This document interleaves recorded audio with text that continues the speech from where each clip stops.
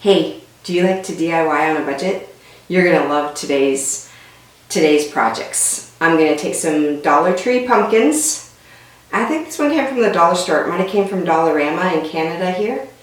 I'm gonna take these plain pumpkins and I'm gonna decorate them like Mackenzie Childs pumpkins. Let's go. I'm participating in a Looks for Less challenge.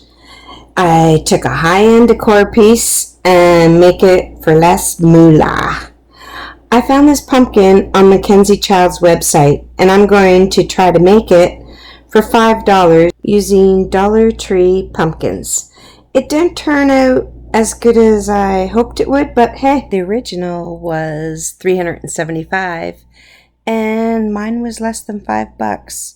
So I'm pretty happy with it. It's pretty unique. Today's challenge, the host is Yami at the Latina Next store, and her co-host is Lisa Burningham. Man, they've got some great things going on their channels. They got DIYs, some looks for less. You need to go check them out. And don't forget about the playlist. There's a great creative playlist. You will not be disappointed.